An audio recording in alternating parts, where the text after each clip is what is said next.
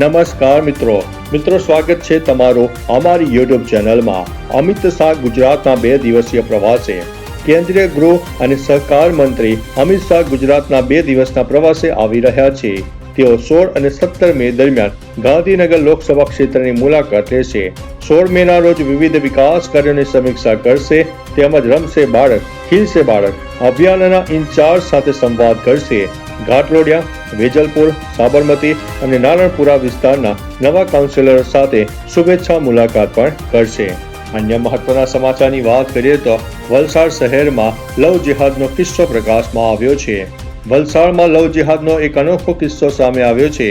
અરબાઝ ઉર્ફે અબુ નામના યુવકે સોશિયલ મીડિયા પર જીયા નાયકા નામની ફેક આઈડી બનાવીને હિન્દુ યુવતીને પ્રેમ જાળમાં ફસાવી।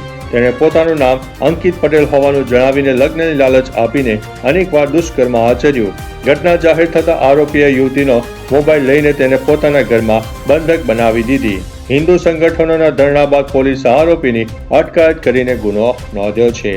અન્ય મહત્વના સમાચારની વાત કરીએ તો ગુજરાતમાં વર્ક ફ્રોમ હોમને લઈને મોટા સમાચાર।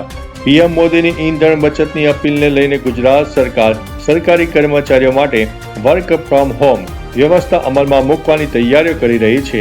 સરકાર 2 મોડલ પર વિચાર કરી રહી છે। પસંદગીના વિભાગોમાં સંપૂર્ણ વર્ક ફ્રોમ હોમ અને રોટેશન આધારિત હાજરી જોવા મળશે। આનાથી ઓફિસોમાં ભીડ ઘટશે અને પેટ્રોલ ડીઝલનો વપરાશ ઓછો થશે। આજે યોજાનારી કેબિનેટ બેઠકમાં આ મુદ્દે અંતિમ નિર્ણય લેવામાં આવી શકે છે। અન્ય મહત્વના સમાચારની વાત કરીએ તો અંબાજી માતાની પ્રાણ પ્રતિષ્ઠા મહોત્સવનું આયોજન। દહેગામ પોલીસ સ્ટેશન પરિસરમાં નવનિર્મિત મંદિરમાં શ્રી અંબાજી માતાની મૂર્તિની પુનઃ પ્રાણ પ્રતિષ્ઠા મહોત્સવનું આયોજન કરવામાં આવ્યું। ગાંધીનગર પોલીસ પરિવાર દ્વારા આયોજિત આ મહોત્સવ 14 અને 15 મેના રોજ યોજાશે। ગુરુવારે સવારે 8:45 યજ્ઞ શરૂ થઈ ગયો હતો અને સવારે 10 વાગે શોભાયાત્રા યોજાઈ હતી। રાત્રે 8 વાગે રાસ ગરબાનું આયોજન છે અને આજે બપોરે 12:05 પ્રાણ પ્રતિષ્ઠા વિધિ થશે। અન્ય મહત્વના સમાચારની વાત કરીએ તો એસટી ડ્રાઈવરનું હિટસ્ટ્રોકથી મોત। સુરેન્દ્રનગરમાં કાળઝાળ ગરમીના એક હૃદયદ્રાવક ઘટના સામે આવી છે। 45 ડિગ્રી તાપમાનમાં ફરજ બજાવતા એસટી ડ્રાઈવર રામદેવસિંહ પરમારનું હિટસ્ટ્રોકથી મોત થયું છે। સુરેન્દ્રનગર રાવડિયાવદર રૂટ પર જતી વખતે રાજ સીતાપુર નજીક તેમની તબિયત લથડી હતી। મોત પહેલા ડ્રાઈવરે બસને સુરક્ષિત રીતે સાઈડમાં ઊભી રાખી જેના કારણે મુસાફરોનો આબાદ બચાવ થયો છે। તેમને હોસ્પિટલ લઈ જવાયા હતા ત્યાં તેમણે દમ તોડ્યો છે। અન્ય મહત્વના સમાચારની વાત કરીએ તો અમદાવાદ મ્યુનિસિપલ કોર્પોરેશનના અધિકારી અને કર્મચારી માટે ફરજિયાત કાર પુલિંગ સિસ્ટમ। પીએમ મોદીની પેટ્રોલ ડીઝલ બચતની અપીલને અનુસરીને એએમસીએ મહત્વનો નિર્ણય લીધો છે। કમિશનરે પરિપત્ર જારી કરીને અધિકારીઓ અને કર્મચારીઓ માટે કાર પુલિંગને ફરજિયાત કર્યું છે। એક જ અથવા તો નજીકની ઓફિસમાં ફરજ બજાવતા કર્મચારીઓએ નજીક રહેતા સાથીઓ સાથે કાર શેર કરીને આવવું જવું પડશે। એએમટીએસ, બીઆરટીએસ અને મેટ્રો જેવી પબ્લિક ટ્રાન્સપોર્ટનો ઉપયોગ કરવા માટે પણ સૂચના આપવામાં આવી છે। અન્ય મહત્વના સમાચારની વાત કરીએ તો કેન્દ્ર સરકારે ખાંડની નિકાસ ઉપર પ્રતિબંધ મૂક્યો છે। કેન્દ્ર સરકારે ખાંડની નિકાસ ઉપર પ્રતિબંધ લાદી દીધો છે। પ્રતિબંધ 13 મે 2026થી અમલમાં આવ્યો છે અને સપ્ટેમ્બર 30 સુધી આ નિયમ લાગુ રહેશે। ખાંડને રિસ્ટ્રિક્ટેડમાંથી પ્રોહિબિટેડ કેટેગરીમાં મૂકવામાં આવી છે। આની અસર દક્ષિણ ગુજરાતના નવસારી જિલ્લામાં પડી છે। ગણદેવી સુગર મિલે આ વર્ષે 8.10 લાખ બેગ ખાંડનું ઉત્પાદન કર્યું હતું જેમાંથી 56,000 ક્વિન્ટલ નિકાસ કરવાની તૈયારી હતી। અન્ય મહત્વના સમાચારની વાત કરીએ તો રાજકોટમાં મંદિર ડિમોલિશન મુદ્દે ધમાસણ। રાજકોટ શહેરમાં 16 મંદિરોના ડિમોલિશનના મુદ્દે વાતાવરણ ગરમાયું છે। રાજકોટ મ્યુનિસિપલ કોર્પોરેશનની કાર્યવાહી સામે વીએચપી આક્રમક બન્યું છે। વીએચપીએ કલેક્ટરને આવેદનપત્ર આપીને વિરોધ નોંધાવ્યો છે અને જણાવ્યું છે કે ટ્રાફિકમાં અવરોધ ન કરતા મંદિરો તોડવા જોઈએ નહીં। હિન્દુ સમાજની ધાર્મિક લાગણીઓ સાથે ચેડા ન કરવા માટે તંત્રને ચેતવણી આપવામાં આવી છે। શહેરમાં 1000 મંદિરોની યાદી તૈયાર કરવાની ચર્ચાએ રોષ વ્યક્ત કર્યો છે।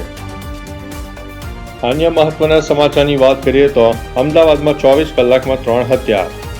અમદાવાદ શહેરમાં છેલ્લા 24 કલાકમાં 3 હત્યાના બનાવો સામે આવ્યા છે।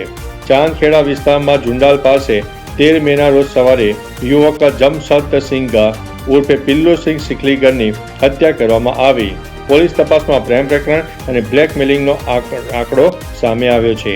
મૃતકની સગીર દીપ કૌર અને તેના ભાણિયા માનસિંહ ઉર્ફે બાદલસિંહ સહિત 3 આરોપીઓ સામે શંકા છે. અન્ય મહત્વના સમાચારની વાત કરીએ તો ચારધામ યાત્રા 40 લોકોના થયા છે મોત. ચારધામ યાત્રામાં અત્યાર સુધીમાં 12,64,217 શ્રદ્ધાળુઓએ ચારે તીર્થ સ્થાનોની મુલાકાત લીધી. જોકે બીજી તરફ યાત્રા દરમિયાન મૃત્યુઆંક સતત વધી રહ્યો છે. 14 મેના રોજ જાહેર થયેલા અહેવાલ મુજબ ચારધામ યાત્રા દરમિયાન અત્યાર સુધીમાં 40 શ્રદ્ધાળુઓએ જીવ ગુમાવ્યા છે. સૌથી વધુ મૃત્યુ 22 કેદારનાથ ધામમાં નોંધાયા છે.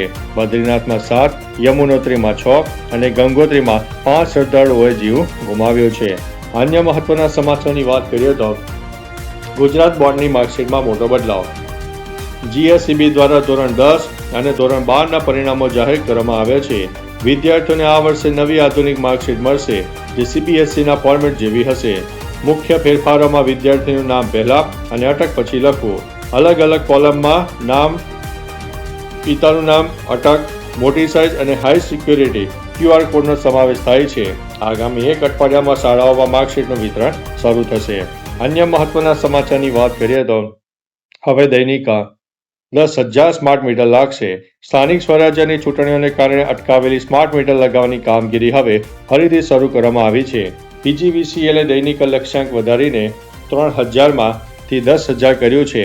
2024માં શરૂ થયેલા અભિયાનમાં 1.5 વર્ષમાં માત્ર 10% કામ પૂર્ણ થયું છે. સૌરાષ્ટ્ર અને કચ્છમાં 56.92 લાખ રહેણાંક ગ્રાહકોમાંથી અત્યાર સુધીમાં 6.14 લાખને સ્માર્ટ મીટર લગાવવામાં આવ્યા છે. હવે કામગીરીને ઝડપી બનાવવામાં આવી છે. અન્ય મહત્વના સમાચારની વાત કરીએ તો આખા દેશમાં અંધારપટ, જનજીવન અસ્તવ્યસ્ત થયું છે. કેરેબિયન દેશ ક્યુબા તેના ઇતિહાસના સૌથી ગંભીર ઉર્જા સંકટનો સામનો કરી રહ્યું છે. ડીઝલ અને ફ્યુઅલ ઓઇલનો સંપૂર્ણ સ્ટોક ખતમ થતાં સરકારે બ્લેકઆઉટની સ્થિતિ જાહેર કરી છે. ઉર્જા મંત્રી વિસેન્ટે ડેલાએ સ્વીકાર્યું છે કે દેશ પાસે ઈંધણનો કોઈ રિઝર્વ સ્ટોક બચ્યો નથી. રાજધાની હવાના સહિત સમગ્ર દેશમાં 20થી 22 કલાક વીજ કાપ પડી રહ્યો છે. US પ્રતિબંધોને કારણે આ સંકટ ઉપર ગંભીર અસર થઈ છે. તો ચાલો મિત્રો, ફરીથી દેશ અને દુનિયાના સુપરફાસ્ટ સમાચાર લઈને મળતા રહીશું. ત્યાં સુધી અમને રજા આપશો. નમસ્તે.